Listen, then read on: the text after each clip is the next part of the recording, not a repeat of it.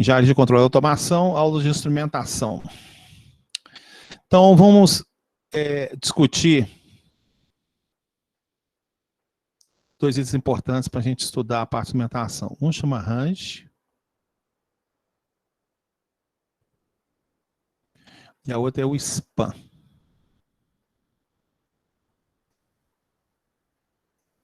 Bom, então vamos imaginar que a gente tem um instrumento aqui, sei lá, um medidor. Tá? Medidor de temperatura. Né? Aqui seria o 0. E aqui seria o 100. Né? 100 graus aqui. Bom, então esse indicador de temperatura que está mostrando aqui, ele possui uma coisa chamada range. O que seria o range? Range é uma informação importante, porque todo desenvolvimento eletrônico que você vai fazer agora, toda compra que você vai fazer agora, que você agora vai ser o responsável pela assinatura desse processo, você tem que saber qual que é o range de aplicação dele. Então, no caso desse instrumento aqui, o range dele é de 0 a 100 graus, né? 0-100 graus. Isso que seria o range dele. Tá? Por que você tem que saber isso? Porque caso você venha dar manutenção, caso você venha assinar uma ordem de compra, o que você vai comprar tem que bater com o range original. Então, tem lá um determinado sensor de pressão, que pode ser, por exemplo, um manômetro, está lá na fábrica lá, chegou um instrumentista lá, está pedindo para exatamente você autorizar a compra, né? Então, você tem que primeiro acreditar, né, que esse técnico em instrumentação, qualificado, se Deus quiser, ele fala assim, ó, o range do instrumento que está lá, ele é de 0 a 10 PSI, por exemplo, assim, de 0 a 50 PSI. Então, ele vai pedir para comprar. E, normalmente, os softwares corporativos, ele possui, né, tipo SAP, antigamente tinha como é que chama? Antigamente era o Olimpo também, tal. Então, agora a TOTOS comprou tudo, né? Então, o que acontece? Existe um código de compra. Né? Então, assim, lá, o código de compra do manômetro tal, ele é o 5.630. Bom, então você assinou, comprou, tudo certinho. Mas pode acontecer, né, dele sumir no mercado. Não existe mais esse medidor, né, esse manômetro, esse indicador de pressão, vender mais para esse fornecedor. Né? O fornecedor não tem mais representante aqui no Brasil. E aí você vai ter que especificar isso de um concorrente. Então, é importante você, né, juntamente com a sua equipe lá, caso você venha liderá-las, que ele analise corretamente o datasheet. Porque pelo datasheet é a principal fonte que você sabe dessas informações. É no datasheet que está o range, é o datasheet que explica qual que é o ambiente que ele pode ser exposto. Então, caso você tenha essa necessidade, você tem que tomar muito cuidado. Porque um dos maiores desafios que existe agora aí, acho que alguns podem até falar aí agora, é o problema do pessoal da administração da compra. Nossa, eles vão fazer o impossível e o possível para reduzir custo. Você pode ter certeza, eles vão chegar lá, você vai chegar e falar assim, ó, preciso de comprar esse termopar aqui, tem que comprar esse positivo lá. Aí, cara, você tem que trazer 3 orçamentos, e mesmo você trazendo esses 3 orçamentos, às vezes vai chegar um estagiário de administração, fala, mas eu arrumei mais barato, aí o cara fala, tá vendo, ó, vocês aqui da engenharia só sabem gerar custo. É uma coisa impressionante como é que os caras começam a dar palpite na área da gente, e a gente que tem informação, sabe? Então isso é uma coisa normal, mas vocês têm que colocar respeito. Né? Não é ofender, não é exatamente apelar, mas você chegar e mostrar assim, aqui, ó, peraí, por que você está dando esse palpite aqui, tal, sabe, vocês têm que mostrar postura. E não pode ter medo disso não, porque os caras, eles querem jogar para o lado deles. Né? Para os acionistas, para os diretores lá, tá vendo? Ó, eu economizei, a engenharia gastou. Os caras querem jogar bola para o lado deles. E eles jogam bola, às vezes, exatamente derrubando o serviço do outro. Isso é a coisa mais normal que tem. Então, você tem que ter postura e falar que aqui, ó, tal. E não é para humilhar ninguém. Chegar e falar assim, aqui, ó, peraí, como isso aqui, tal, você estudou isso aqui, você analisou isso aqui, tem isso aqui, esse detalhe, então, peraí, então você pode comprometer a produção por uma tá, entendeu? Tem que ter esse jogo de cintura. Tem uma palavra que eu gosto de comentar muito, né, quando você começar a liderar uns processos desses, é o seguinte, quando você pegar um limão, né, te deram um limão para chupar, o que você faz? Você pega esse limão, espreme ele, tá? Você pensa na sua cabeça, você espreme ele, arruma água, açúcar, adoça, faz virar uma limonada e distribui para todo mundo. Quando você aprender a distribuir limonada para todo mundo a partir de um limão, você consegue o que você quiser na sua vida, na sua parte industrial, com certeza. Tá? Então, verifique isso aí. Então, você tem que liderar nessa parte aí. Então, tá aí, no caso do range, né, de 0 a 100. O que seria o span? O span é o tamanho, né, o tamanho desse percurso aqui, que nesse caso aqui é 100 graus. Tá? Alguns autores colocam unidade, outros não colocam a unidade, porque o interessa mesmo seria só o valor desse tamanho. Isso aqui é muito importante para quando você estiver mexendo exatamente com o desenvolvimento eletrônico, né? A gente vai mexendo com conversão analógica e tal, você precisa sempre do span do que você está automaticamente desenvolvendo. Se eu colocar aqui um outro instrumento aqui em cima, né? A gente, infelizmente, o tablet aqui não está legal, né? Eu não me adaptei muito bem a tablet, não. Eu tenho aqui, por exemplo, 0 e... Não, eu tenho aqui, por exemplo, menos 50 e aqui eu tenho mais 150. Então, qual que é o range desse aqui? O range dele é menos 50 a 150. Tá? E quanto que é o span desse aqui? Pode falar no chat ou pode cantar a ficha aí. Quanto que dá? 200? 200, perfeitamente. Né? Uns colocam unidade, outros não colocam unidade. Particularmente o que interessa é o tamanho, 200 com certeza. Tá? Tá aí comentando o que verifica. Suggestion, pode continuar? Como é que é? Nenhuma dúvida? Então vamos continuar então. A gente, resolução, o que seria resolução? Tá? Um instrumento.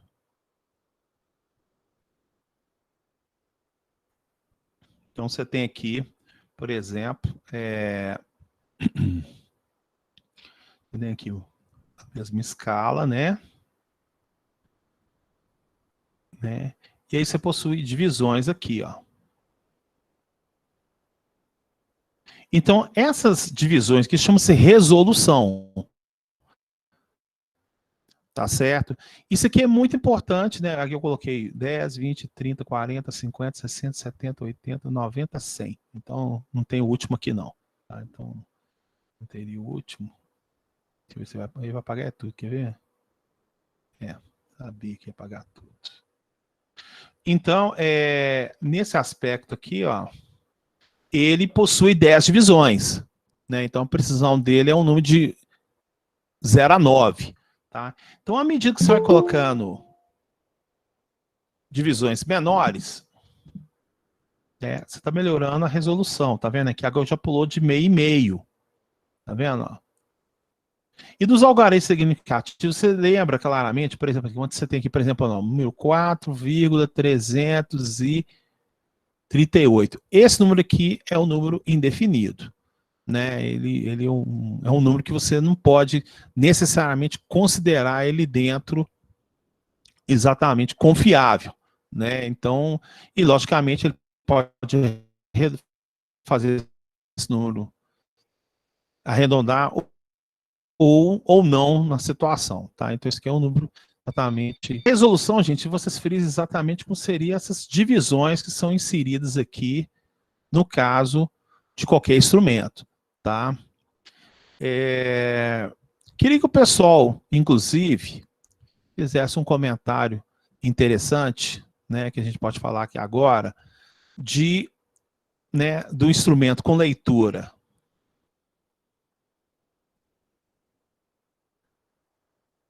analógica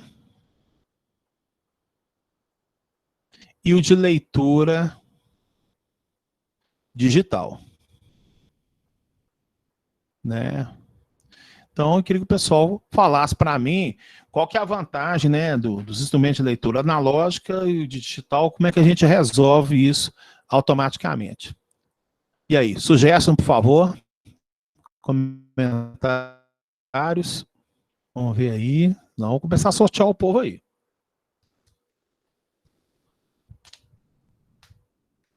Outra coisa, né, gente, o Meet tem levantar a mão aí, o pessoal quiser levantar a mão também, não tem problema nenhum, não. E aí? Os instrumentos de leitura digitais têm mais precisão? Ah, seu comentário é interessantíssimo. Não, nem sempre isso é verdade. Você pode ter instrumentos mecânicos muito mais precisos e muito mais exatos que, inclusive, circuitos digitais. Você pode ter certeza que isso tem. Ué, eu posso te falar isso por um exemplo fácil, claro, né? Vamos colocar aqui para você não ver, achar que é loucura da minha parte. Deixa eu tirar esse teclado aqui. Isso. Aí vou colocar agora aqui. Então, por exemplo, um exemplo fácil para a gente entender isso aqui seria, por exemplo, no caso, marcador de combustível do carro. O carro, por exemplo, Corsa. Alguém já andou de Corsa aí? Já viu Corsa? Dá um berro aí no áudio aí, por favor. Já. Ah, então você já viu que o marcador de combustível dele são 4 ou 5 manchas para marcar o combustível. Perfeito ou eu estou errado aqui? É 4 ou 5 mais ou menos. Ah, não, eu já andei assim, de carona, né? Não dirigi não, então não reparei. Pois é, o marcador de combustível, normalmente, dos carros, ele é ponteiro assim, né? Isso, ó. Então ele vai colocar aqui o full e o erase, que é vazio. Mas um dia que eu for andar com Corsa... Só dos antigos, Elbert. Os novos é tudo assim. Hoje é todos aqui? É. Não, o meu carro que eu comprei ano passado, ele é ponteiro ainda. E eu prefiro ponteiro. A gente vai ter que discutir esse detalhe certinho aí. Porque, olha só, esse aqui, ele tem 10 visões. Ele tem 4 divisões. Se aqui for 50 litros, cada risco desse aqui é 12,5. 12,5 litros. Aqui você vai conseguir ter muito melhor visualização do que realmente esse aqui. Então, não quer dizer que uma leitura mecânica ou uma leitura analógica não seja melhor do que uma digital. Então, na verdade, o comentário aí não está correto, não. Você pode ter instrumentos mecânicos muito mais precisos e exatos que, inclusive, um eletrônico analógico. Mas a minha pergunta é específico do analógico digital, né? Por que tem que existir os dois? Aí eu achei interessante o comentário. Ah, isso é das antigas. Não é das antigas, não. Né? Então, a pergunta é o seguinte, ó, você tem que desenvolver um equipamento. Você sempre vai desenvolver com leitura digital ou às vezes você vai ter que usar ele analógico ou não tem jeito? Como é que é? Aí é o que eu estou perguntando. Vamos lá. Isso eu acho que depende bastante da sua escala, de como você tem que demonstrar ela sei lá, para a interface, não? Mas eu não está batendo range? Então, por exemplo, qual que é a diferença se você mostrar um range de 0 a 100 no ponteiro e de 0 a 100 com 3 dígitos de 7 segmentos? Então, vou colocar aqui. Né? Então, aqui, ó, por exemplo, aqui, ó, você tem aqui. Opa, cadê o. Aqui, ó, 0 a 100. Né? E você tem aqui, ó, 1, 2.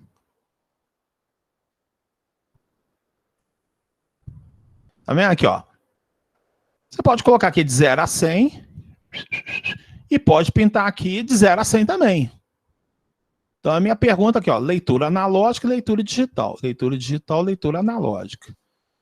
Então, a pergunta... Aí um comentou que a leitura analógica ela é antiquada, tal. Eu falei, não, eu mostrei que você consegue ter umas coisas interessantes, né? Mas então, se o carro, o Corsa, ele trocasse isso aqui e colocasse com display de 7 segmentos, né?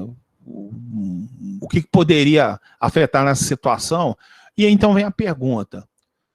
Qual que é a interação que você tem que saber da leitura analógica para a leitura digital? Aí é a minha pergunta.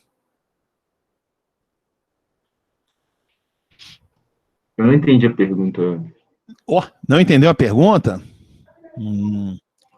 Tá, então vou fazer então o seguinte. Olha só. Eu vou colocar uma escala aqui. Aqui é o número 26 e aqui é o número 27. Qual que é a leitura desse ponteiro aí? Podem escrever aí, por favor, no chat, todo mundo. Escreve aí no chat, todo mundo.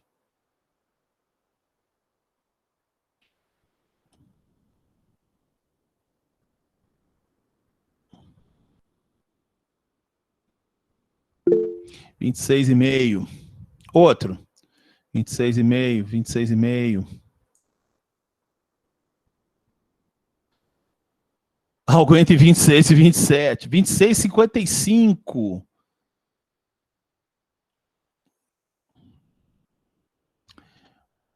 Sem escala, tá difícil saber. Ué, o cara colocou entre 26 e 27 e tal. 26 ou 27. Gostei da resposta da Bruna. Né? Isso aqui foi dado tipo um zoom, né? Então, ó, pro pessoal que falou 26,5, esse número que você colocou aqui, ele é indefinido. Né? Você não consegue. Porque, na verdade, se a gente olhasse aqui, o 26, 27 estaria aqui, ó.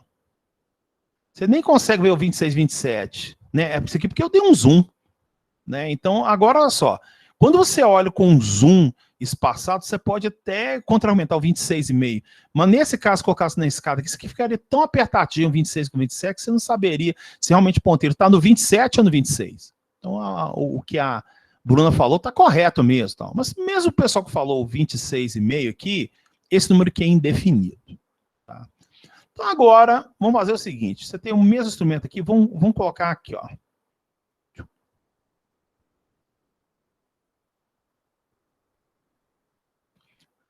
Qual que é a leitura que está marcando agora? 26. Então, peraí. Então, alguma coisa aconteceu. Né? Alguma coisa aconteceu. O que aconteceu?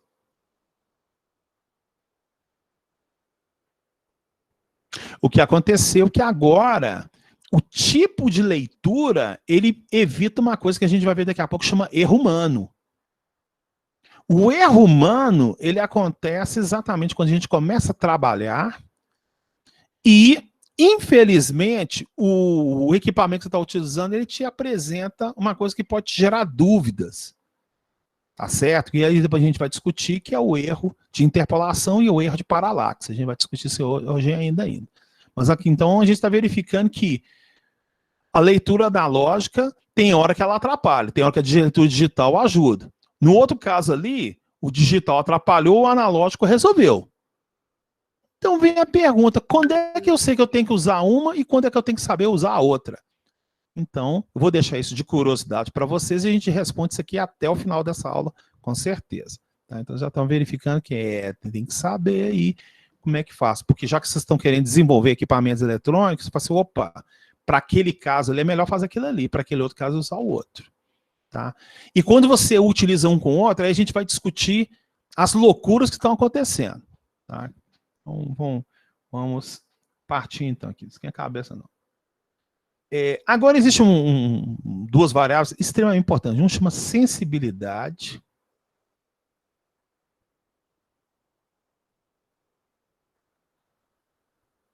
E o outro chama zona morta.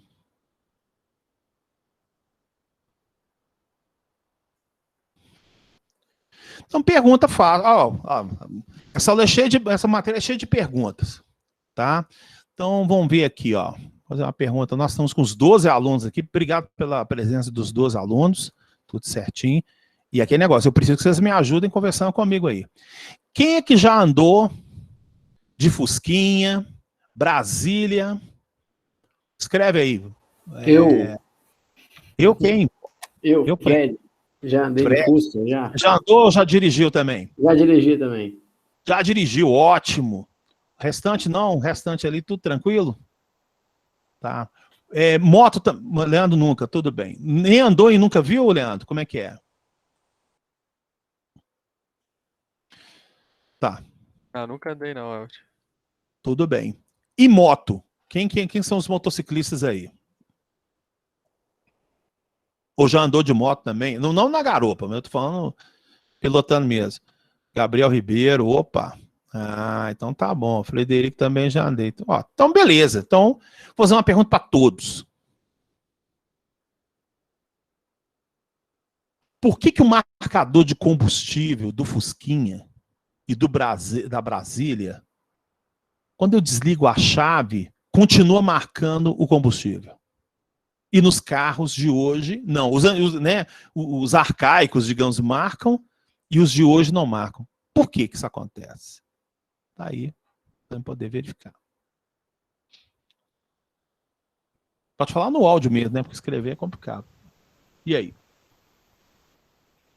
Porque os digitais precisam de energia. O medidor puramente mecânico.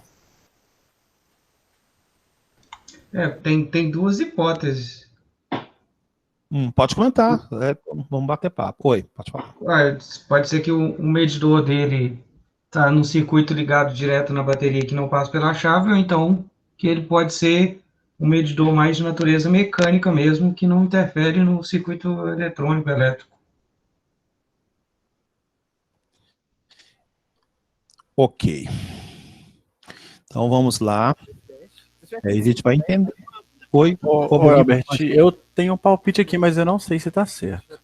Não, mas a gente aprender mesmo. Na verdade, tanto nos carros mais novos, que eu só conheço os mais novos, mas imagino que nos antigos também, o sensor que tem lá dentro é uma boia, né? Um sensor de nível tipo boia, e ele é mecânico. Então, mesmo nos carros mais novos, a boia é tecnicamente mecânica, mas eu imagino que talvez na Brasília, sei lá, da boia lá de nível, vai assim direto para o marcador sem passar por algo digital, e não sei, e nos mais novos ele tem um interceptador no meio, que mesmo a boia sendo mecânica, ela passa por algum circuito digital, não sei, talvez seja isso.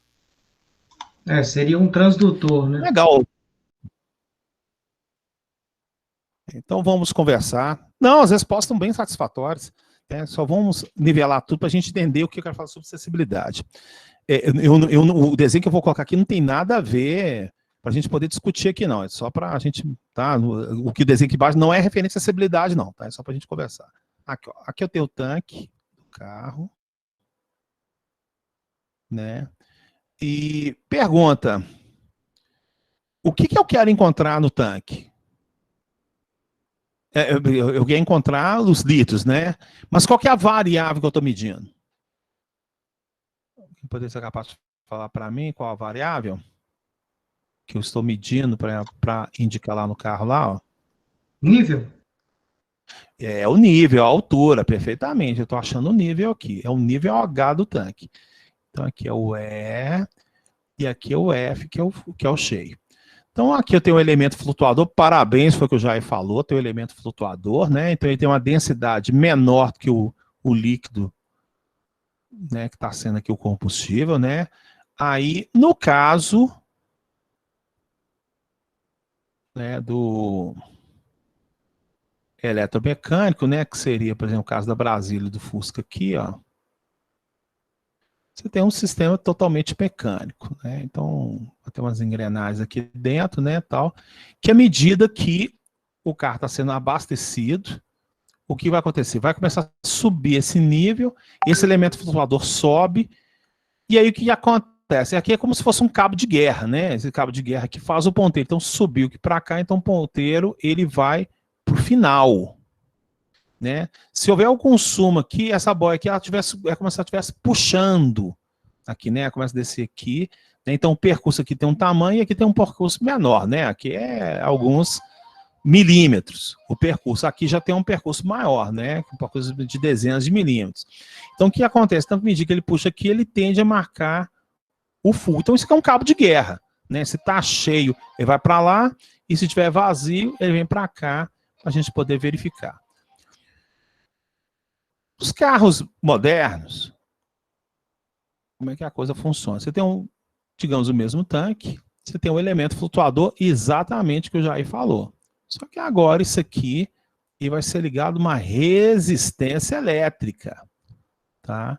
E essa resistência elétrica cai num galvanômetro, tá? Vai estar aqui, por exemplo, procurando o T. E aqui é os 12 volts da bateria do carro, tá? Então, olha só. Apesar de isso aqui ser lá no carro mecânico, isso aqui ser um indicador a ponteiro, né? Aqui também pode ter ele, também mecânico, também sem problema nenhum. Ele tem o mesmo vazio, que é o E, e o mesmo full, que é o cheio, né? A variável aqui é a mesma, a variável é H. Só que acontece o seguinte, isso aqui é uma resistência, isso aqui é uma tensão. O que vai ser gerado aqui? Aqui vai ser gerada uma corrente elétrica. Essa corrente elétrica aqui, quanto maior o I, né? Então, o que é o I? O I é o V pelo R. Então, vai ser o 12 dividido por alguma coisa. Se esse I for muito alto, a corrente que entra, ele excita e o ponteiro marca lá no full. É como se estivesse cheio. Se o I aqui for pequenininho, né, ele for fraco, ele vai fazer uma corrente ficar baixa. Ele ficar baixa, ele vai tentar marcar vazio. Então, o que acontece? Isso aqui é como se fosse um potenciômetro deslizante, né? Na verdade, isso aqui é um potenciômetro mesmo, né? Que tem um lado de curso, sei lá, de no máximo 90, 80 graus, mais ou menos aqui, ou um pouco mais, tal. Então, quando ele está aqui em cima, gente, está cheio, o R é alto ou é baixo? Respondam para mim aí.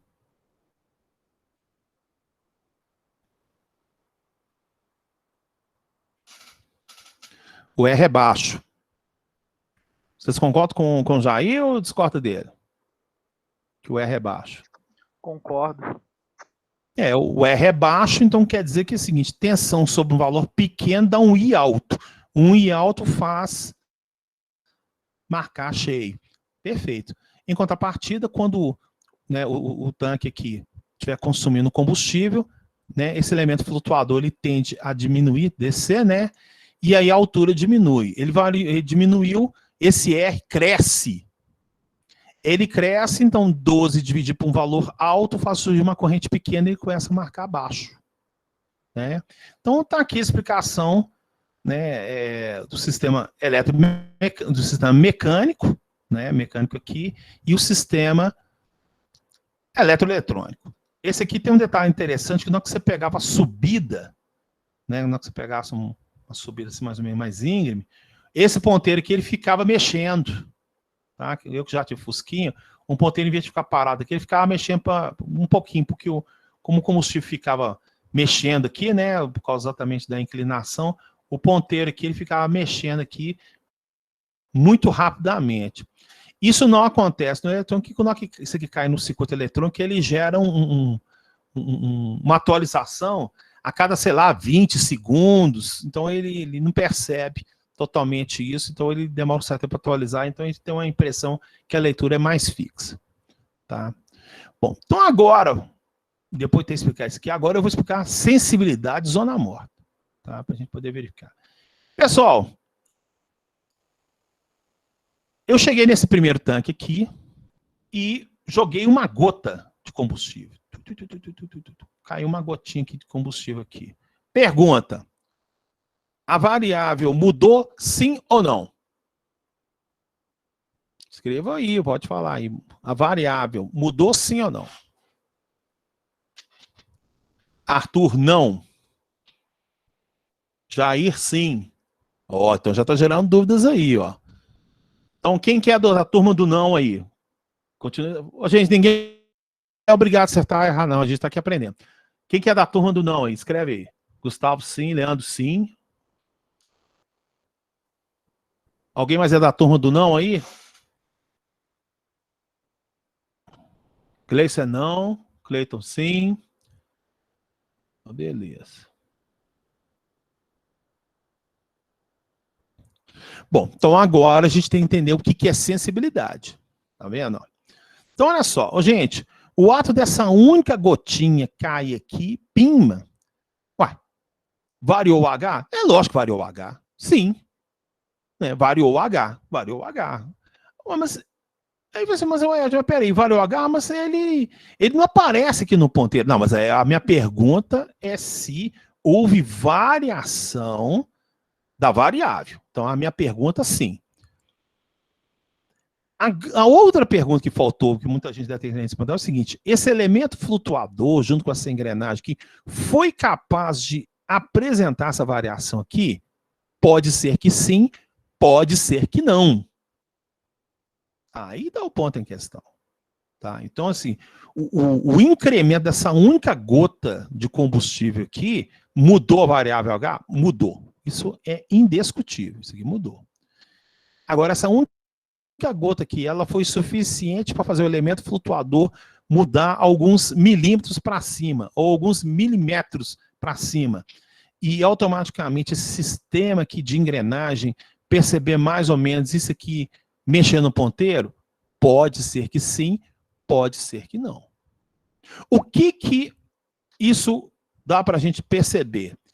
É que se ele não foi capaz de ser incrementado por um determinado valor de variável, esse instrumento que não tem sensibilidade a esse incremento. Mas se você chegar e pegar um copo, um meio litro de combustível que jogar aqui dentro, aí ele vai dar um incremento maior aqui, e esse incremento faz o elemento flutuador e vai lá e marca. Então, a sensibilidade, por exemplo, a sensibilidade dele é meio litro. A sensibilidade dele é 100 mililitros. Qualquer valor abaixo disso, ele não percebe. E por que eu tenho que saber esse negócio da sensibilidade? Perguntas. Pessoal, por que a gente tem que saber? Calibrar o medidor? O que isso tem? Para o quê? Como é que é? Para calibrar o mostrador lá? Calibrar o mostrador? Não, então minha pergunta é o seguinte: por que eu, como desenvolvedor de equipamentos, eu preciso de saber a sensibilidade do meu elemento de captação? Porque aqui o que a gente está discutindo é que o elemento de captação consegue perceber ou não consegue perceber. Concorda comigo? Uhum. Se ele não consegue perceber, ele é pouco sensível. Se ele consegue perceber, ele é sensível. O que isso me afeta? Aí o Arthur falou que é para saber a aplicação. Então, é para saber se atende à aplicação. Então, eu quero achar...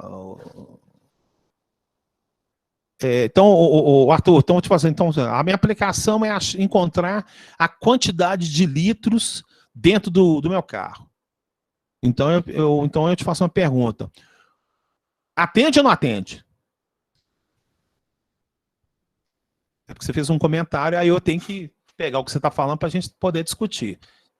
Você acredita que, então, esse marcador aí de combustível aí, que ele só pega um copo, ele não atende ou ele atende? Ou só tem que ser o que pega a gotinha lá? E aí, Arthur, pensa.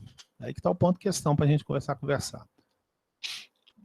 Por isso que eu falei para vocês que essa matéria, vocês estão estranhando o jeito que eu estou dando aula, né, gente? Você falou, cadê as contas do Elbit? Eu estou primeiro fazendo meio de campo para depois a gente ir lá para frente, tá bom, gente?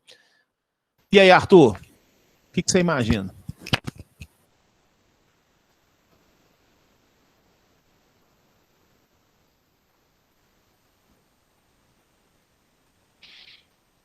Não entendeu a pergunta. Olha só, você chegou e falou assim, ó, eu perguntei assim, por que você tem que saber como desenvolvedor de equipamento, o que é acessibilidade? Aí você falou para mim, para saber se atende a aplicação.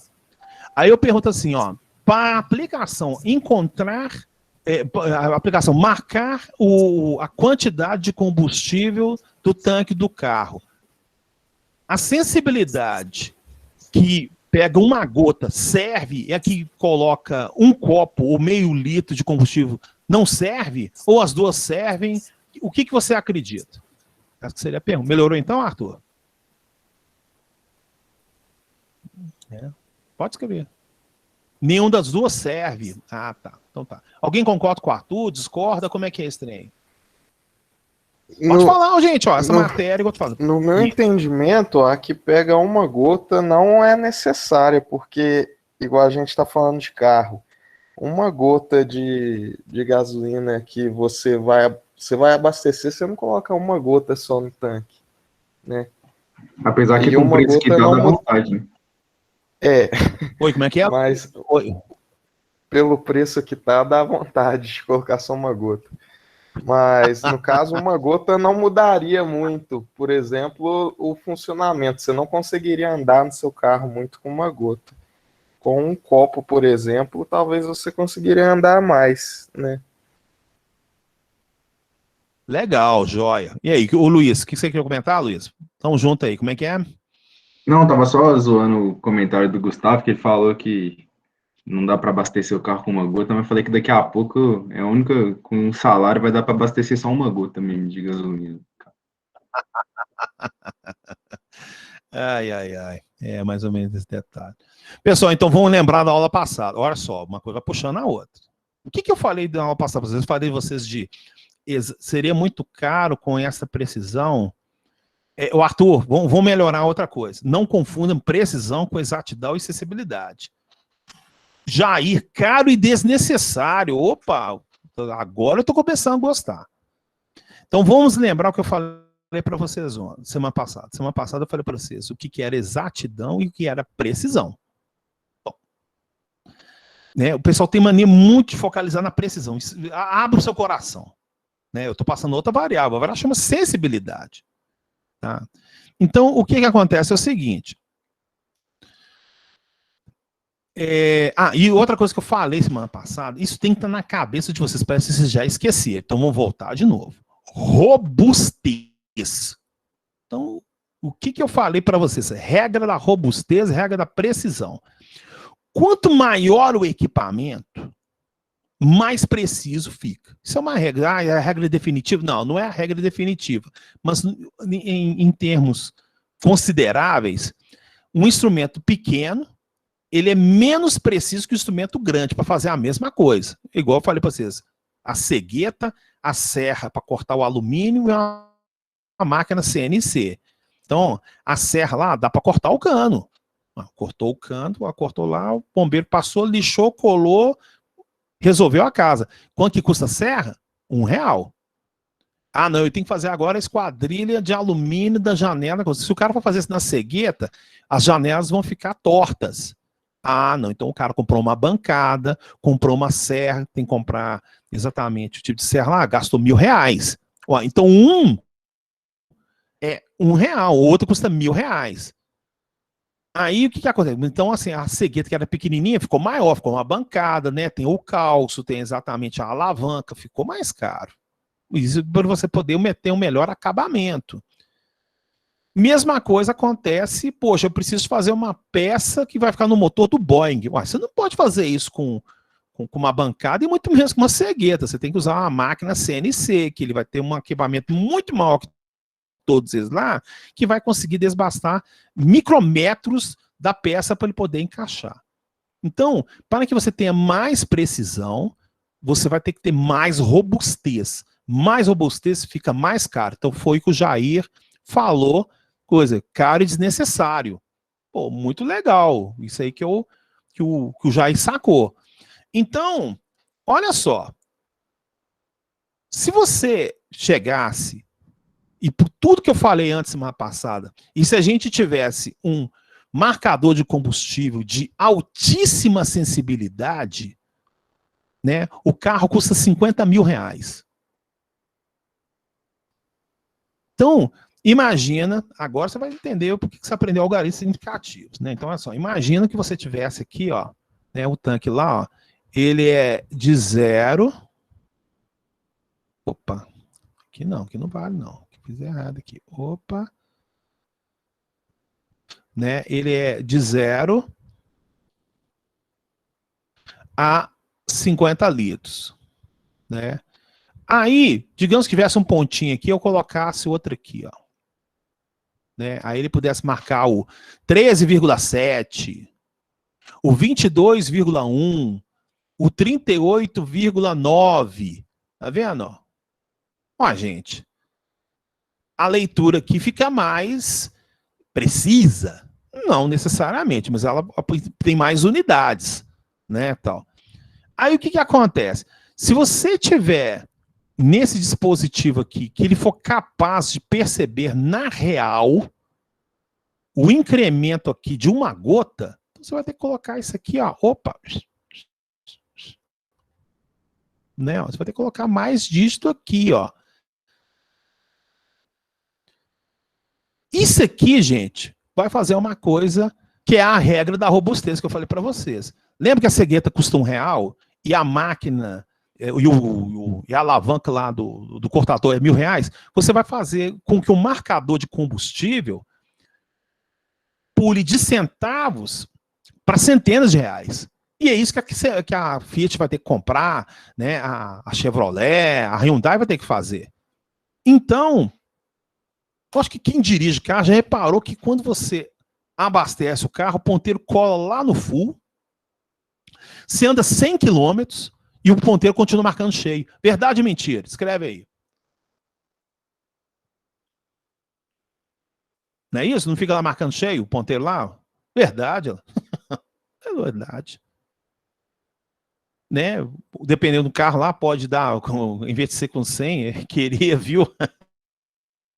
Não, pode ser que um lado dá com 50 quilômetros, 30, não sei. Mas uma coisa interessante, na hora que chegou lá no final do vazio, o carro continua andando. Verdade ou mentira? Coloca aí. Né? Pô, deu vazio aqui, mas o carro tá andando. Teoricamente, não é que o carro tá andando porque não tem combustível. É porque ele tá marcando uma coisa e o tanque ainda tem um remanescente lá ainda. Verdade.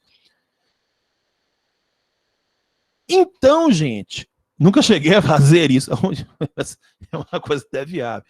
Então, o ponto em questão é o seguinte, gente. Se você tiver sensibilidade, quando a luz apaga, você é emocionante.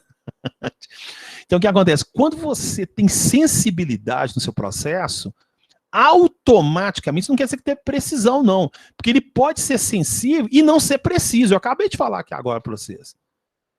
Ele está falando que tem combustível, não tem combustível no câmbio, ele não está sendo preciso, mas ele está tendo sensibilidade. Entendeu? Não tem nada a ver precisão com sensibilidade. Sensibilidade é o ato do sensor incrementar ou decrementar uma variável. Tá certo, gente? É lógico que você quer um sensor que tenha sensibilidade e que ele tenha precisão. Mas os dois não são obrigados a andar junto, não.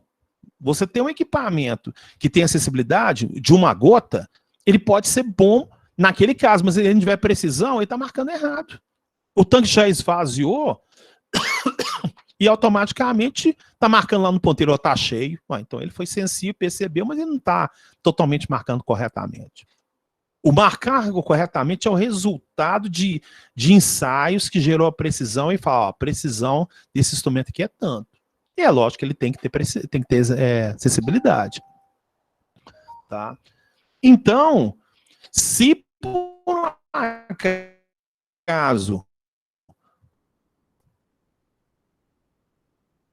tivesse que ter uma sensibilidade para pegar a gota ali, então o cara lá pode se dar o luxo de colocar um marcador de combustível de R$1.000.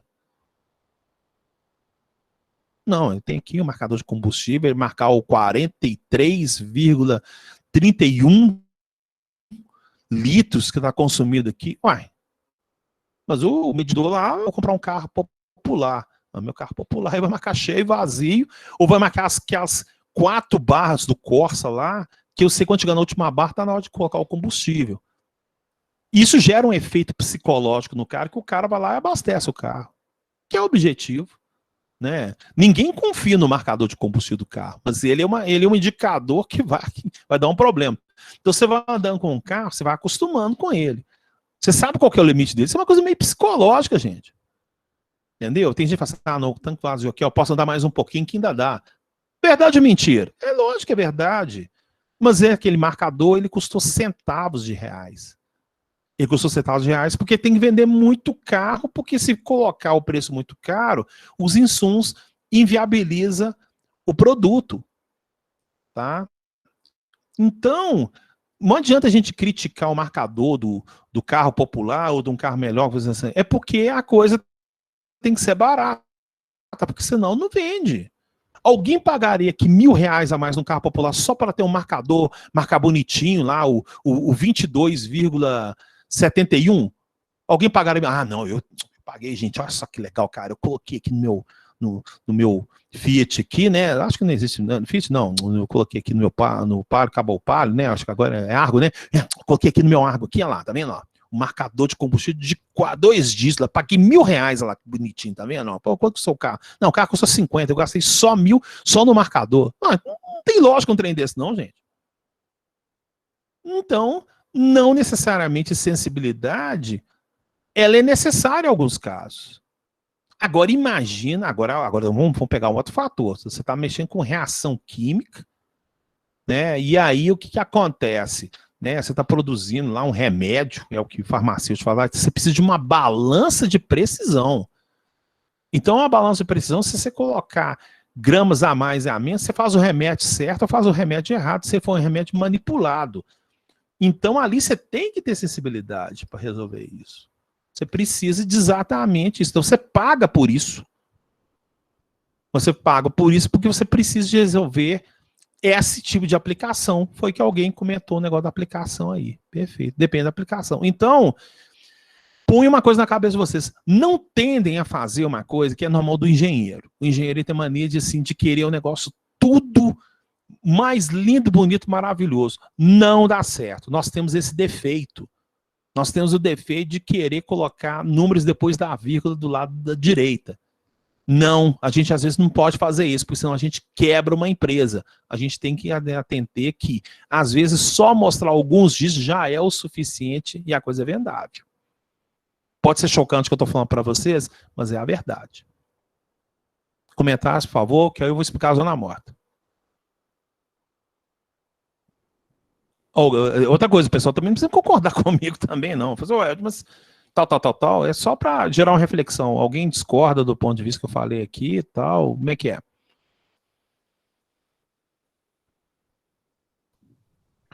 Por enquanto tá tranquilo, Albert, tá dando para pegar. Ninguém discorda do que eu comentei aqui? É igual eu falei, depende do custo também. O custo hoje é fatal, gente. Hoje é fatal. Beleza? Então vamos continuar então. Então, a sensibilidade, ele tem a ver com o sistema de captação da variável. Tá? Sensibilidade anda em paralelo com a precisão. Mas uma coisa pode trabalhar independente da outra. Você pode ter um instrumento muito sensível, mas pouco preciso.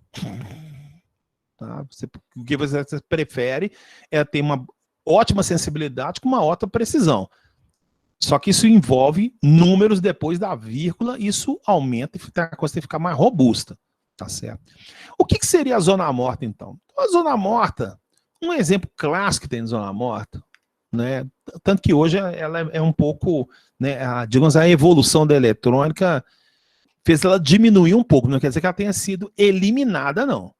Né, mas ela diminuiu bastante, e aí quando a gente estiver desenvolvendo equipamentos microcontrolados lá no final desse semestre, vocês vão entender, agora eu estou entendendo por que eu tenho que saber conversor na aula digital, por que eu tenho que saber se o instrumento é sensível ou não é sensível, porque o microprocessador, o microcontrolador não rouba, agora no final vocês vão entender, tá? Mas vocês vão lembrar dessa aula aqui com certeza. Imagina que você foi no supermercado, e aí você foi comprar ração, né, para o seu cachorro, para o seu gato, lá particularmente aqui em casa tem gato, né, tal. Então você foi lá e a moça tem lá, né, abriu o pacote lá de 50, 100 quilos lá de ração, ela foi lá, pegou aquele copo, né, aquele copo tem a mãozinha assim de metal, tal, aí ela pega o saco plástico, aí você fica olhando para a balança. Né, aquela balança digital, linda, bonita, maravilhosa, tal lá. E aí ela tá despejando a ração.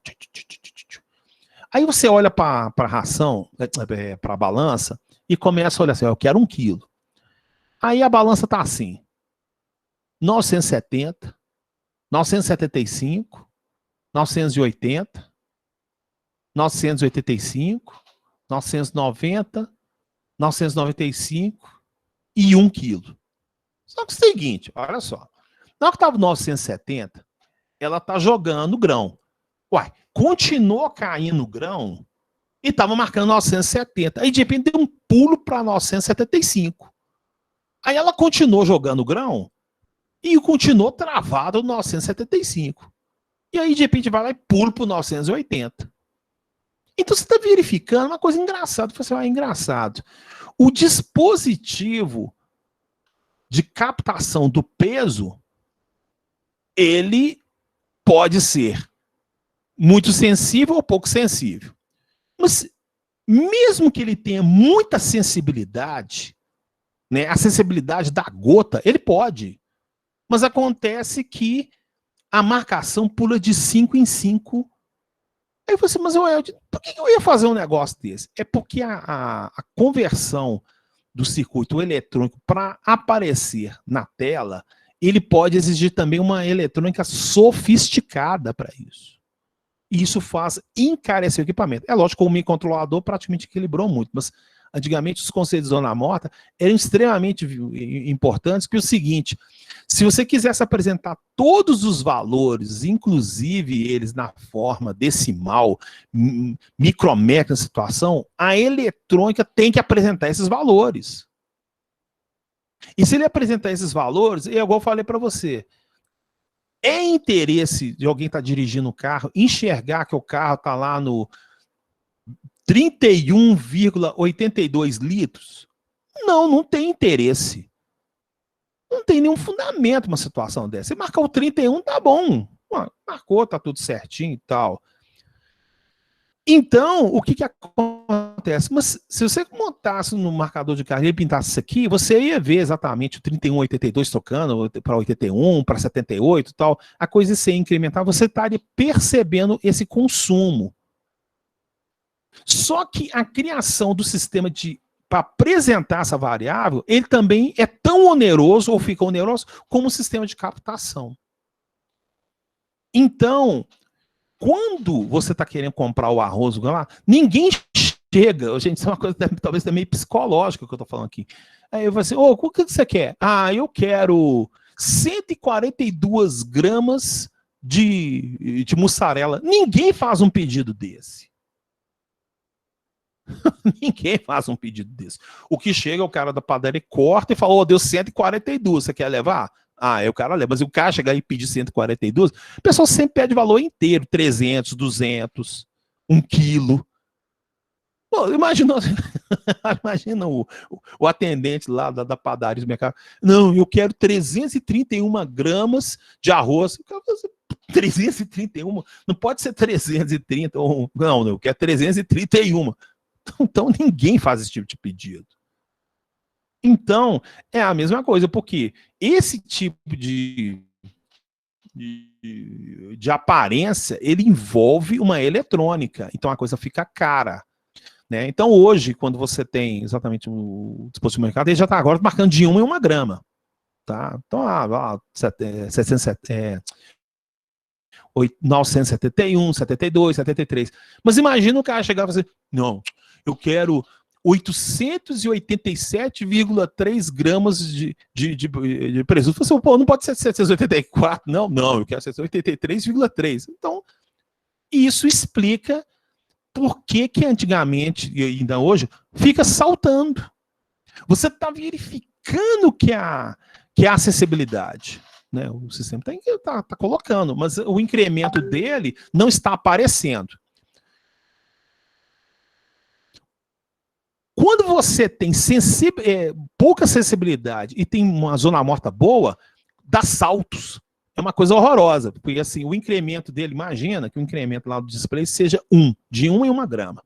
Mas a sensibilidade é de 2 gramas. O que acontece? Só vai surgir número par nesse indicador seu.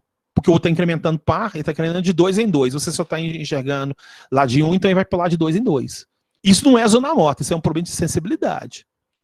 Mas o normal que você tem no mercado é um detalhe da zona morta, porque você tem mais sensibilidade do que ele, com certeza. Isso não tem nada a ver com precisão e muito mais com a exatidão também.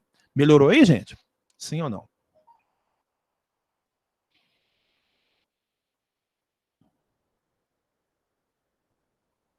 Joia. Vamos ver outro caboclo aqui. Vamos catar um caboclo aqui. Ô, professor, de verdade, agora que nessa aula você trouxe mais esses dois conceitos, para somar com os conceitos da aula anterior, ficou assim, um pouquinho mais difícil ainda de diferenciar todos eles. Tipo assim, começou a misturar umas coisas na minha ideia. Você pode tentar esclarecer um pouco mais o que seria, tipo, alguma coisa que é sensível, mas que não é precisa, porque segundo o que você disse, não é necessário. Então, tentar me ajudar a diferenciar um pouco, que começou a embolar um pouco. Não, não, tranquilo. Olha só, imagina esse tanque aqui, ó. Tá? Esse tanque aqui, essa engrenagem aqui, ó, ela tá pegando correta. Mas o ajuste, aqui tem um ajuste de zero, não tem? Às vezes que você pega a chave de fenda e joga um pouco mais para a esquerda, para a direita, não tem isso? Aqui está desregulado. Ele percebeu a variável, ele teve sensibilidade, mas ele está marcando errado. Ele está marcando errado porque o sensor trabalhou errado? Não, o sensor trabalhou certo, ele não está sendo preciso. Ele não foi calibrado. Perfeito? Você pode ter uma coisa sensível, mas acontece que ele está apresentando errado. Por exemplo, você pegou um termômetro para encontrar a temperatura do seu filho. Ué, a temperatura do seu filho é 13 aqui. No instante que você colocou o termômetro no seu filho, ele esteja marcando 37. Se seu filho aumentar 1 grau lá, ele é para 38. E também aumentou o mesmo grau no seu termômetro. Ou seja, a sensibilidade dele está certa, mas ele está com erro de precisão. Melhorou? Entendeu o que eu quis dizer? Entendi. Então, basicamente, se a boia ela tem capacidade de, vamos supor, essa que você desenhou que ele está no potenciômetro. Então, vamos supor, ela tem capacidade para, mesmo que você coloque uma gota, ele vai conseguir exibir isso em forma de uma alteração de resistência no potenciômetro. Então, quer dizer que ele é sensível. Mas se seu sistema, Isso. mesmo perante essa alteração da resistência, não alterar o resultado, então quer dizer que ele não foi preciso. Ele não vai ter zona morta. Ah, entendi. Entendeu? A zona morta, então você focar no seguinte: sensibilidade é sensor, zona morta é o dispositivo de leitura. Ah, entendi. Entendeu? Aí o que acontece? Você pode, olha o que pode acontecer, você pode ter um instrumento com uma precisão excelente. Aí deu um problema dele, aí a gente vai discutir agora de erro, e aí ele começa a pular os valores. Uai, ele foi extremamente preciso, ele foi extremamente sensível e tem um problema na zona morta. Aí já é um problema eletrônico, tá? Mas aí assim, ele perdeu precisão? Não, ele perdeu a característica do sensor dele? Não. Mas ele perdeu um problema de medição. Tem que gerar manutenção, porque está errado. Tá? Então eu estou comentando, o problema não está no sensor, o problema está no circuito eletrônico. É uma coisa que tem que tomar cuidado. Tá? Entendi. Tá. Vamos continuar então aqui. Gente, esses conceitos são importantes e quando vocês estiverem desenvolvendo equipamento com microcontrolador para vocês, vocês vão falar assim, Elton, tem razão. Agora eu estou entendendo. Vocês já aprenderam o teorema de Nyquist? Não já aprendeu o teorema de Nyquist? Que ele fala que para você reproduzir uma variável, você tem que ter o dobro dos pontos de entrada. Já aprenderam isso? Como é que é?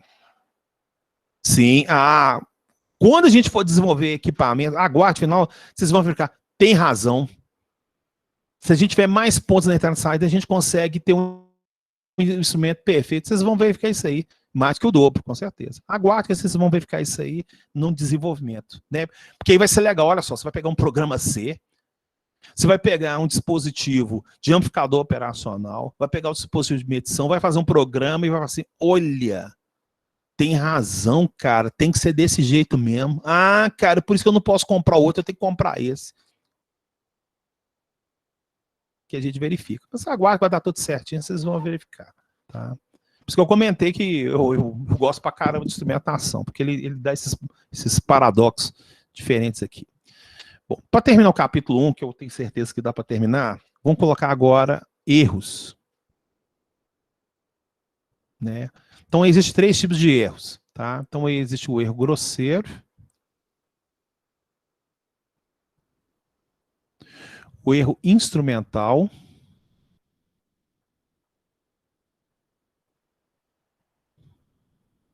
e É o instrumental e o sistemático, né? É do sistema e tal. E o erro aleatório. Bom, então olha só. Vamos pegar aqui no erro grosseiro. Vamos voltar agora. Agora vocês vão conseguir responder. Vamos voltar de novo. Lá no caso, o ponteirinho aqui, ó. Aqui, ó. O ponteirinho aqui. Então aqui é 0, aqui é 100. Tá? O ponteiro tá aqui, ó. Então, olha só. Eu não sei se o pessoal já reparou, tem uns instrumentos aqui que tem que ter um espelhinho aqui atrás. O pessoal sabe que eu estou falando desse espelhinho aqui? Sim ou não? Senão eu mostro uma figurinha aí, não tem problema nenhum, não. Sabe o que eu estou falando? Sim. O Arthur, quem não sabe o que eu estou falando, não tenha vergonha de falar, eu não sei o que é esse espelhinho que você está falando, não. Leandro, não? Ah, então tá. Então vamos. Ah, tá. Bruno também falou que sabe. Jóia. Então vamos colocar aqui, ó. Né?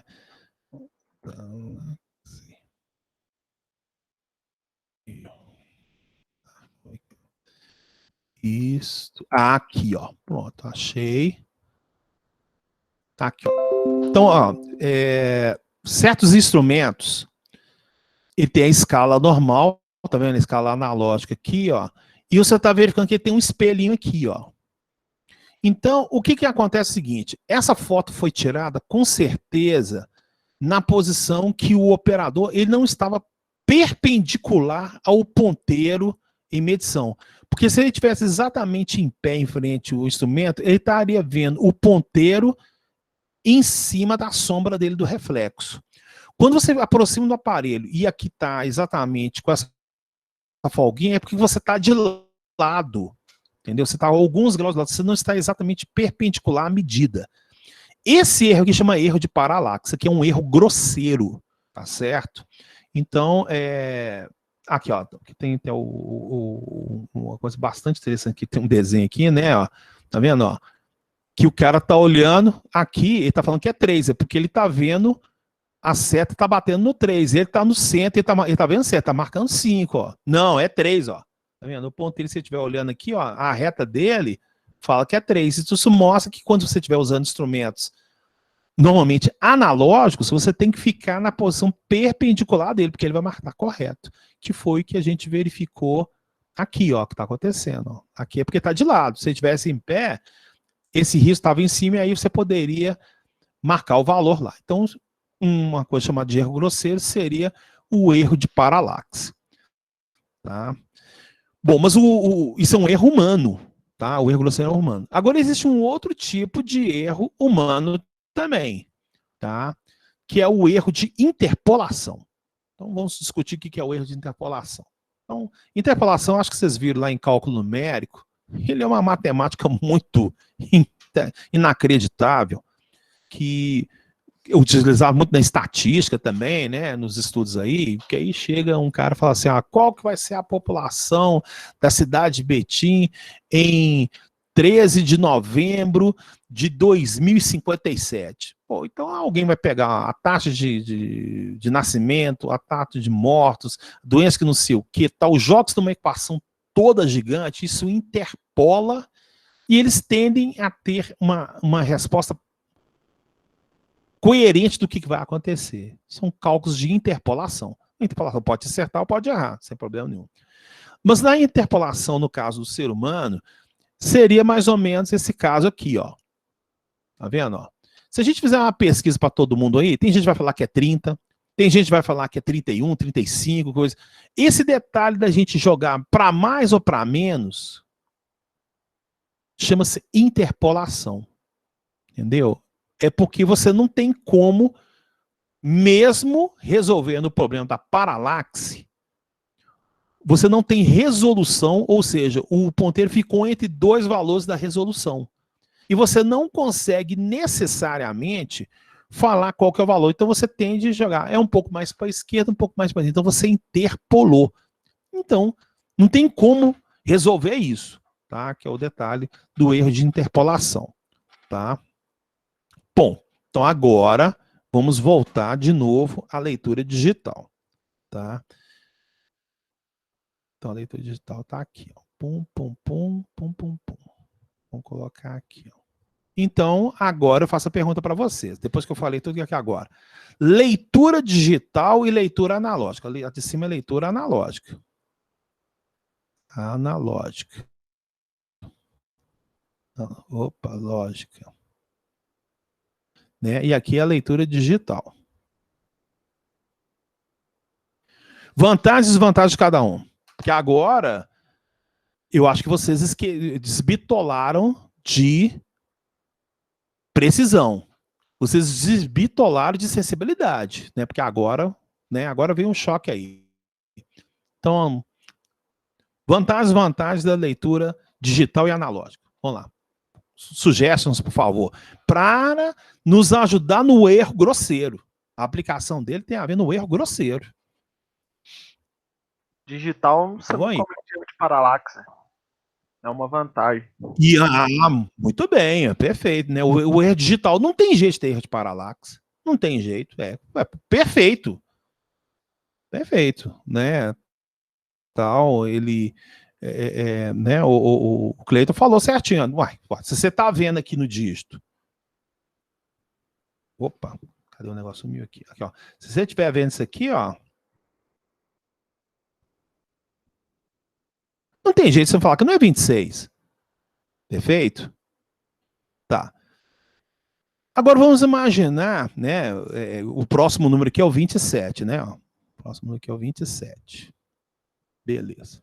Então, com essa dica do 26, 27 aí, então então vou jogar fora a leitura analógica então, ué. A leitura analógica não tá servindo para nada não. Ué, a digital mata o erro de paralaxe. A digital mata o erro de interpolação? Mata. Mas então por que a gente vai ficar com a analógica, então? E aí, pessoal? Qual que é o segredo do gigante? Quem seria capaz de falar para mim? É o custo? Não concordo com você, não. Você consegue fazer coisa digital mais barata que a coisa analógica. Ué, e aí? Respondam, por favor.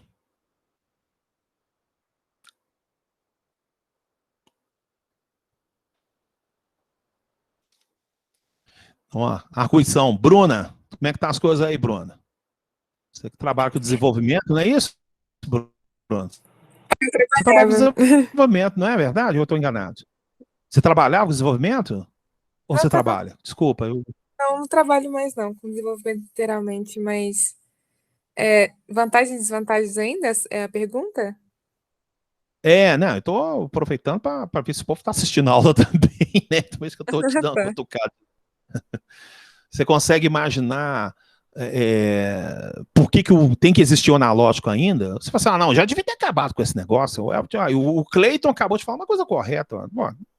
Resolveu o problema de paralaxe e o problema de interpolação. Então vou jogar fora o analógico. Aí eu falo assim, você tem certeza nisso? Aí eu te faço a pergunta, você concorda com ele ou você discorda dele? Você fala assim, não, o analógico é bonito, tem que ter ele também. Como é que é? O que você acredita? Eu tenho minhas dúvidas, porque quando eu trabalhei com manutenção eletrônica, às vezes tinha que testar um transistor, alguma coisa assim. Tinha um supervisor que ele era bem, bem cabuloso assim, em eletrônica, ele sempre falava que o multímetro analógico ele era melhor para testar algumas coisas, porque você tinha que dar uns petelecos no transistor e ver como é que via variação, etc. Ele gostava muito de usar analógico, falava que era melhor em alguns casos. Eu acredito que o digital, ele não é o real, porque você tem que passar por um processamento, você tem um range específico da sua variável, e passa por outro processamento para transformar em outro range do seu display, por exemplo. Então, passa por mais processos, né?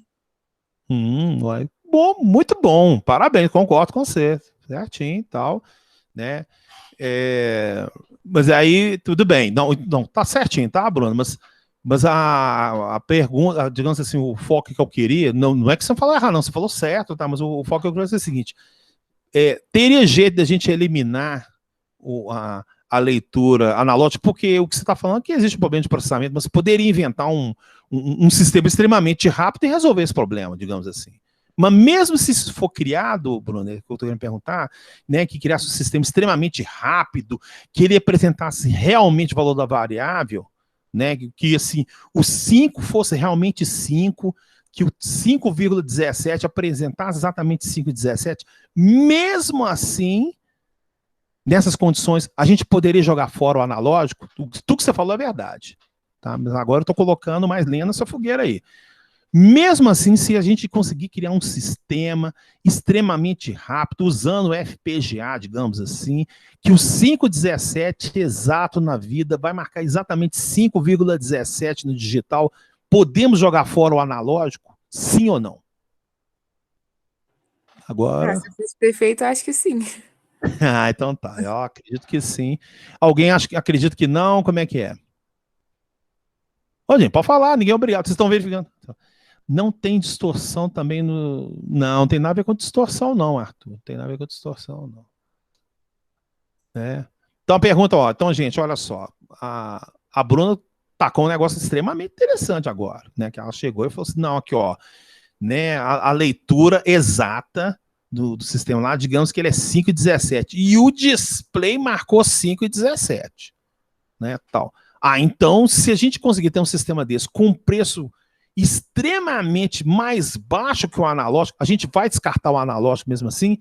Então tá aí o complemento da pergunta da Bruna. A Bruna agora acredita que, se realmente for possível, o analógico vai embora. Eu pergunto, sim ou não? O pessoal acredita nisso, sim ou não?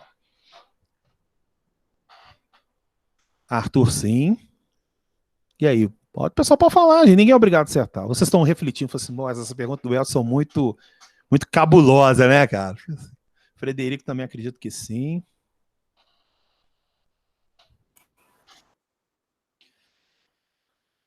Alberto, acredito que sim. Eu gostei. Então aprendeu. Acredito que sim. Não.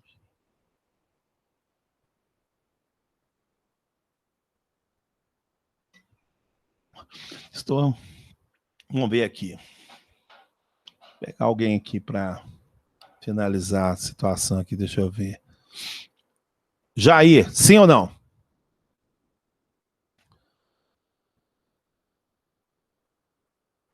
Não. Olha. Ô, Jair, por que não? Só para contrariar.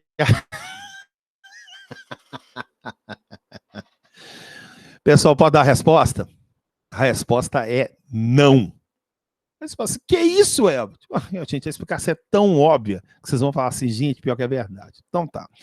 Vamos imaginar que você tenha um instrumento, né, com uma leitura digital, que é o de baixo aqui, ó. Ele vai variar lá de 0 a 99.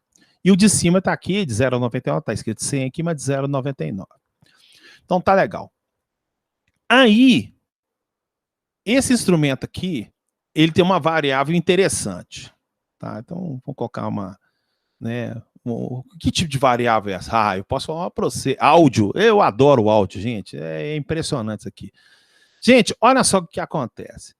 Se você tiver um instrumento aqui que está medindo, por exemplo, uma intensidade sonora, que isso aqui está variando rapidinho entre o 26 e o 27, o que vai acontecer com o display digital?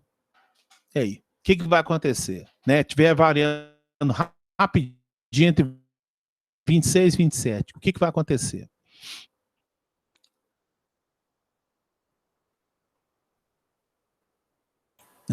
Se eu colocar valendo um ponto... Frederico, o que vai acontecer?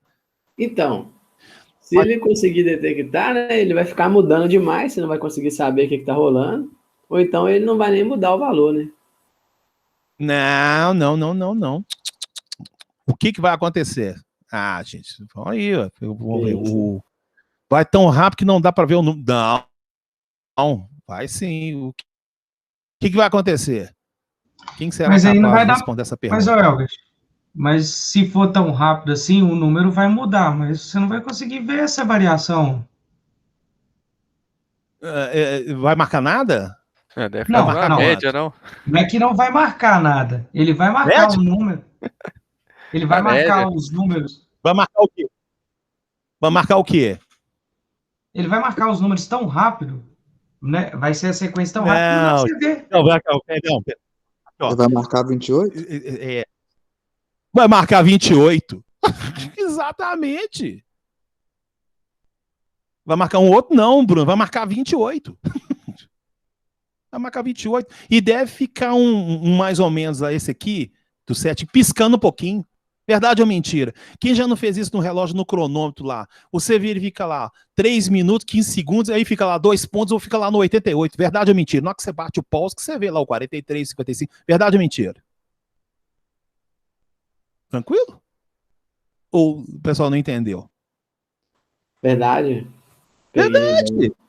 Então, variáveis extremamente rápidas que envolve o tempo não pode ser digital, gente. Tem que ser analógico. Se que fosse, o ponteiro ia dar uma tremidinha aqui, aí você ia poder fazer o que a Bruna falou. É mais ou menos tanto, porque aí o ponteiro ia ficar tremendo. Entendeu? O ponteiro ia ficar aqui tremendo. Olha, gente, olha só para vocês acharem que é brincadeira que eu tô falando aqui, ó. Vamos colocar, por exemplo, se fosse o 4 e o 2, né? O 4 e o 2, marcaria 88. Se o negócio não pulasse entre 29 e 40, ele marcaria 80, gente. Você vê que, logicamente, com alguns mais ou menos piscando.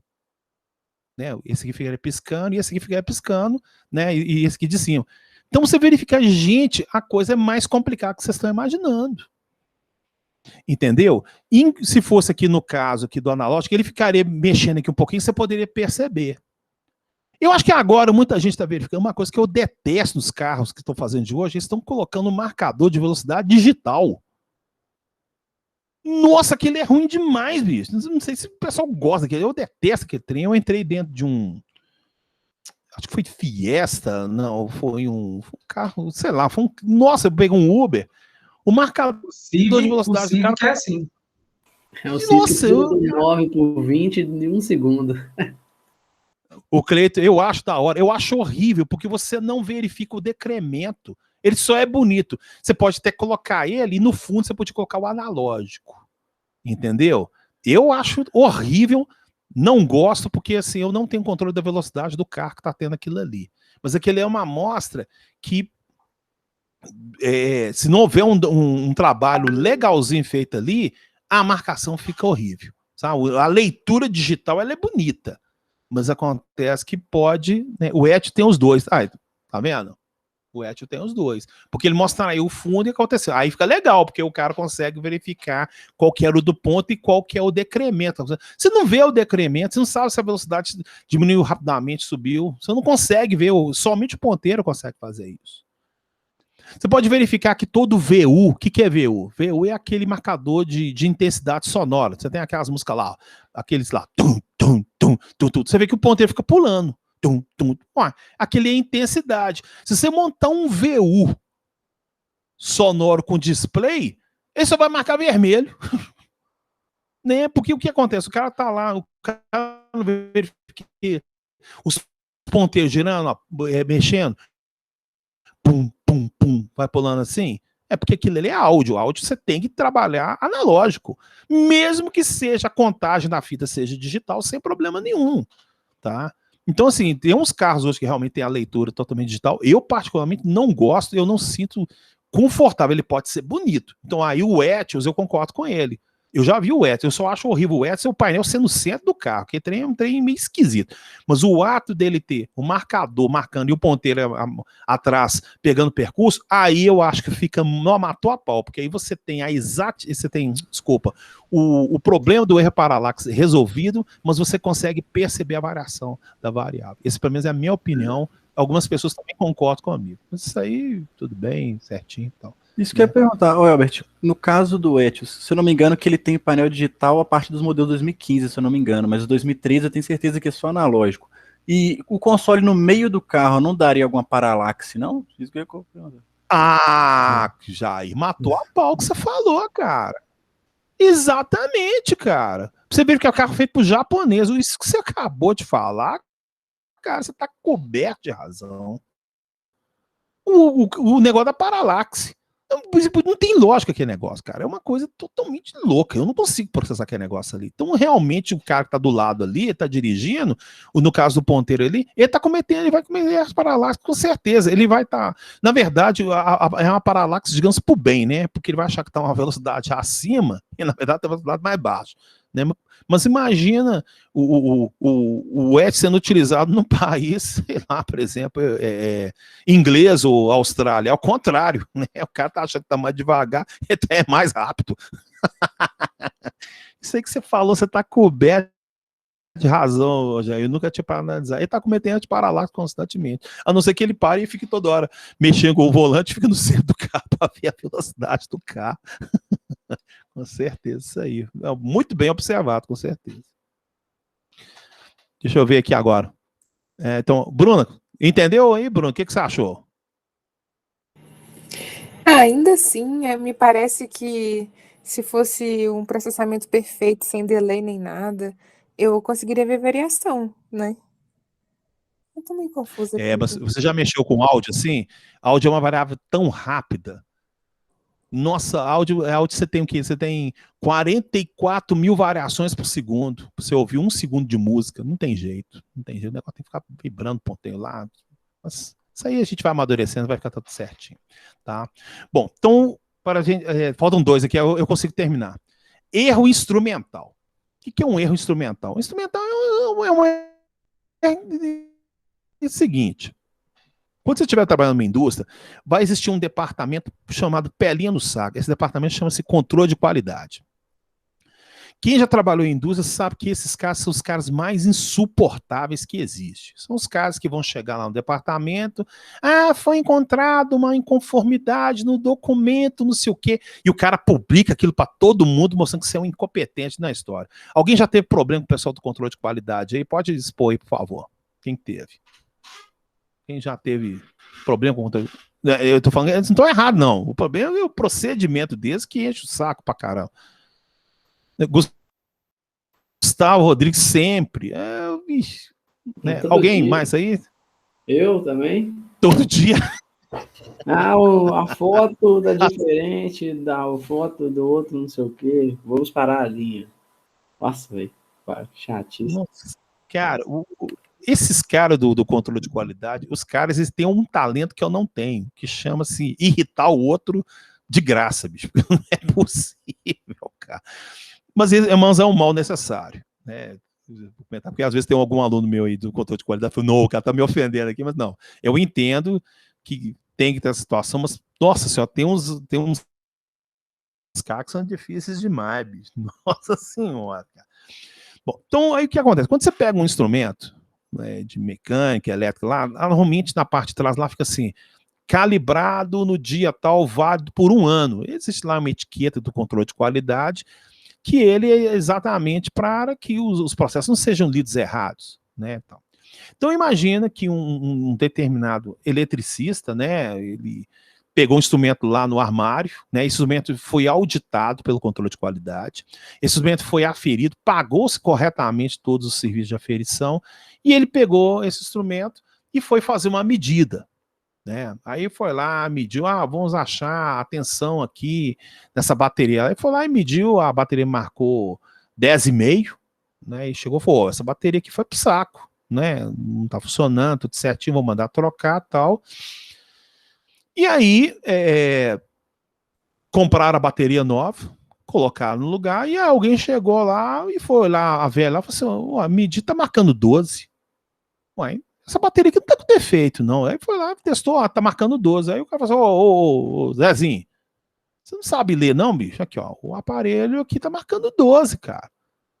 Eu falei assim, mas eu medi, eu juro por Deus. Assim, aí o cara, né, mediu um aparelho digital, então ele não cometeu nem erro de paralaxe e nem erro de interpolação. A leitura não precisa ser analógica, porque a variável tensão é uma variável lenta. Então, não tem como cometer erro grosseiro. Não tem. O que aconteceu? O que aconteceu é que talvez esse equipamento que estava no armário, guardado bonitinho, algum componente eletrônico interno danificou durante o prazo de aferição. né? Estragou um capacitor lá dentro, alguma coisa assim. E aí o que acontece? Essa descalibração nele fez o operador cometer um erro, que não foi por culpa dele, porque não foi nem erro de paralaxe e nem foi um erro grosseiro. Foi um erro instrumental. Então, o erro instrumental pode acontecer no prazo de garantia ou fora do prazo de garantia, ou inclusive com a ação do controle de qualidade e também não com o controle de qualidade também. Isso pode ter acontecido. E, infelizmente, é esse o que pode degolar a sua vida. Entendeu? Porque os caras vão jogar pesado. Pô, a gente fez comprar isso aqui, parou o processo por causa disso aqui, que estava tudo certo. Entendeu? Até descobrir que focinho de porco não é tomada, você pode ter sofrido alguns aspectos desse aspecto, umas críticas, por causa de um instrumento que parou de funcionar. Então, sugestão, gente, quando você tiver uma situação dessa, não utilize um único equipamento, não. Você testa 2 vezes lá, com 2 lá, 3, é possível você encontrar 3 com o mesmo defeito. Tá certo? Que aí você verifica, ó, realmente teve esse detalhe, né? Pede uma segunda opinião, ainda mais quando o negócio envolve custo. Tem que tomar muito cuidado com isso, gente. Sabe? São coisas que podem derrubar a sua carreira de bobeira. Beleza? Para finalizar, agora a gente tem um erro aleatório. Isso aí é uma historinha que eu posso até comentar para vocês, que aconteceu com um amigo meu. E isso também já aconteceu comigo também. Eu posso passar 2 erros. Um é da Jabil, inclusive. Esse da Jabil é inacreditável. O Frederico vai até rir. Então eu vou contar o primeiro caso primeiro. O primeiro caso foi o seguinte.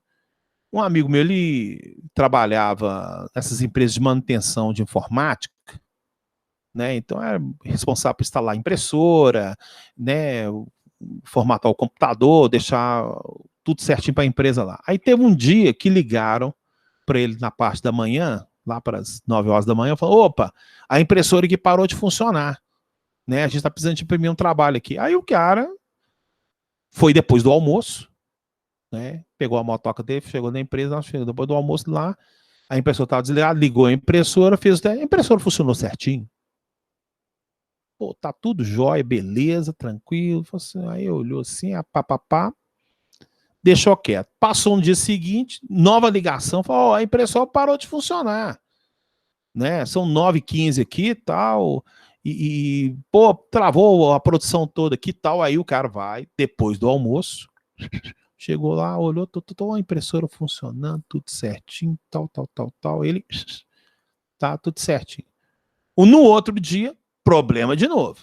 O cara liga lá às 8h50, a impressora parou de novo, a gente tem um contrato aí, você está trabalhando no serviço. Aí já começa a gerar uma coisa terrível, que o seu serviço começa a ser questionado pelo seu cliente e seu chefe começa a te achar incompetente. Aí o bicho começa a pegar.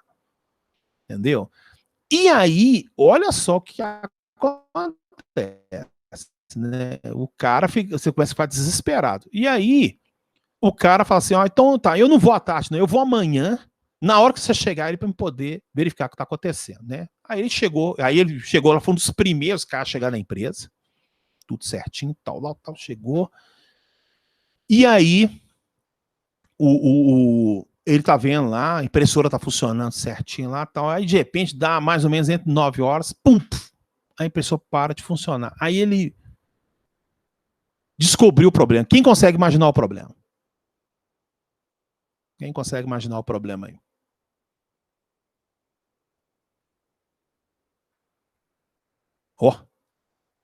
Hein? Quem consegue imaginar o problema?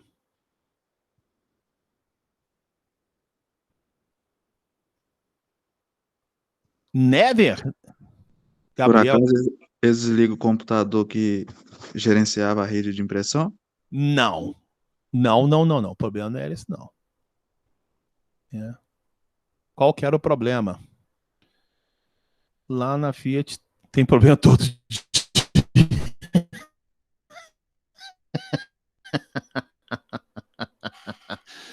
Não é fácil viver, não, cara. Ninguém tem ideia do que aconteceu? Gente, então eu vou falar para vocês.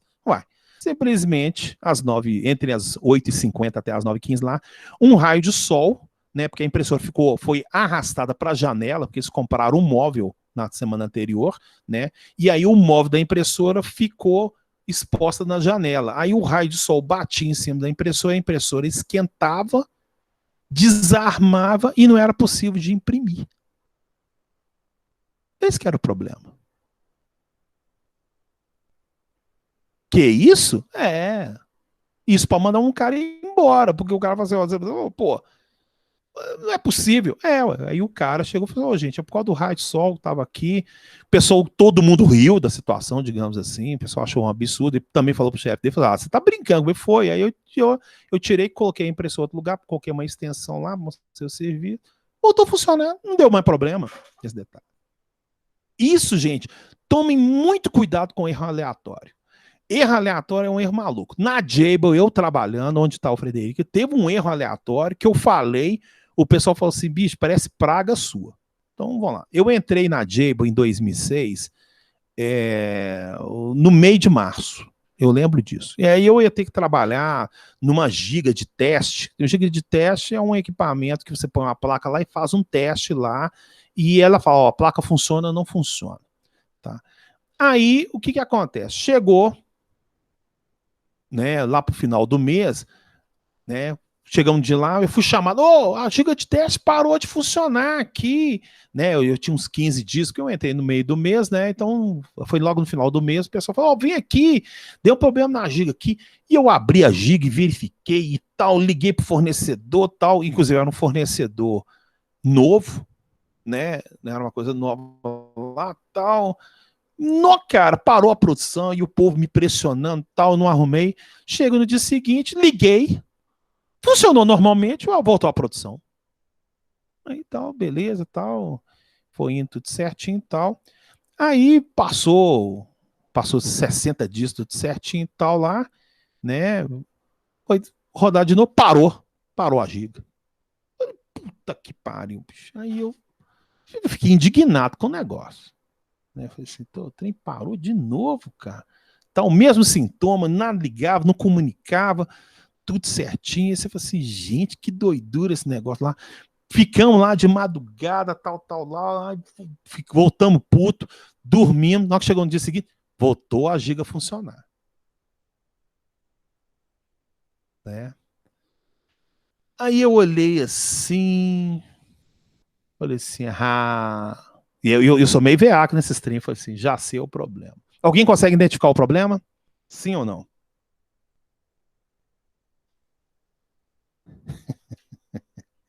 Né? A minha giga eletrônica, tá, gente? Ela tem um circuito eletrônico lá dentro para fazer. Que nem tetas transparentes que geram reflexo nas... Certinho. Alguém consegue imaginar? Eu saquei o defeito de uma maneira incrível. De uma maneira incrível, né, tal. Eu realmente, o pessoal falou, nó, cara, você percebeu isso? Percebi. Então, alguém consegue imaginar qual que era o defeito, né, qual que era o erro do sistema? Alguém consegue imaginar, né? Então, olha só, eu entrei, então vamos ajudar aqui, vamos ajudar o lado temporal aqui. Eu entrei no meio de março, né, e o problema aconteceu no final de março. Aí, 60 dias depois, deu o mesmo problema no final do mês, né, tal. Alguém consegue entender ou não?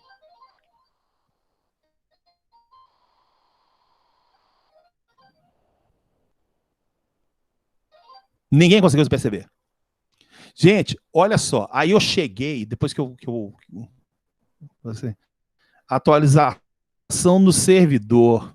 Não, o problema estava na placa. O problema estava na placa.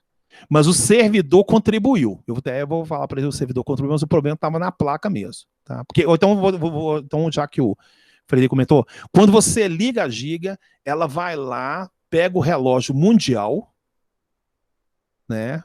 Aí você pega o relógio mundial e atualiza os dados do dia da produção, porque você tem que, né, Frederico, saber que dia que foi produzido determinado equipamento, a placa, isso é tudo rastreável, né, tal. Alguém consegue perceber? Podemos falar aí sem problema nenhum, tal. E aí, olha só, eu cheguei e falei assim, gente, vai dar o mesmo problema de novo. Aí eu parei todo mundo falou assim tal. Aí todo mundo ficou esperando esse dia. Eu falei assim, ó, vai parar a giga amanhã. Aí todo mundo falou, cara, será que vai? Eu falei assim, vão aguardar. Aí passou mais 60 dias, parou, né? Aí foi lá, parou. Sabe qual que era o problema? O dia 31, acredite se quiser, a giga não funcionava no dia 31 de qualquer dia do mês. Só esse que era o defeito. Sabe? Aí a gente passou isso para o fabricante lá, tal, quem desenvolveu lá, não sei o quê. Então, assim, eu entrei no meio de março, deu pau no dia 31 de março. Depois deu pau no dia 31 de maio. Eu percebi o dia 31, eu falei assim, vai dar pau no dia 31 de julho. Eu falei assim, aqui, ó, amanhã não funciona. E não tem jeito, o negócio não vai funcionar, porque ele tem que ser ligado à rede, né, para pegar os dados lá. Esse dia 31 vai dar um problema, não funciona. Chegou no dia, não funcionou. 31 de julho. Aí quando chegou 31 de agosto, não vai funcionar amanhã. O pessoal falou assim, não adianta nem a gente discutir, parou o dia 31. Então a gente entendeu que a giga não funcionava dia 31. Então a gente deslocou o serviço de outras maneiras. Acredite se quiser. Beleza, gente? Doido? Engraçado? Como é que é? Observador, né? Muito observador. Né? Essa aí não tem análise técnica. Essa daí, não que eu falei, é o dia 31. Eu cheguei, o pessoal falou, que isso, cara? Pô, vai parar dia 31, não adianta. Nossa, eu nem descobri nunca. Pois é, foi uma coisa meio de Deus mesmo, sabe? Porque eu descobri. E aí o pessoal vinha falar para mim, que o negócio parou, você tem que botar um negócio. Eu falei assim, gente, é dia 31 não roda, não é problema meu. Aí, na que chegou o dia 31, todo mundo falou, não funciona. Aí a gente foi tipo um gol, né? Todo mundo falou assim, não, parou mesmo. Eu falei assim, não adianta. Então aí tinha que fazer outro tipo de serviço. No dia 31, aquela giga não funcionava. Aí dava manutenção, limpeza, fazia que aquele negócio não funcionava. E aí quando chegou o dia 31 de agosto, deu o mesmo problema, aí eu falei assim, então vamos discutir, porque já tinha passado lá, o fornecedor não atualizava o negócio lá de jeito nenhum. E uma coisa que aconteceu, o programa lá da giga lá, ela ignorava o dia 31. Pronto, não tem jeito de fazer, deixa pra lá e pronto, acabou. Esse aspecto aí. Beleza, gente? Isso é um erro aleatório. Entendeu? A coisa funciona, o outro ali, sabe? Isso acaba com qualquer um, bicho. Isso destrói a reputação, a honra, né? A honra é uma diferente. Isso derruba a reputação de uma pessoa. Isso é uma coisa desagradável. Então, mas quando você descobre e apresenta para todo mundo, você também vira herói também. Né? Mas não é fácil, não, gente. Tranquilo então, gente? Como é que tá as coisas aí? Podemos finalizar a aula aí? Como é que é?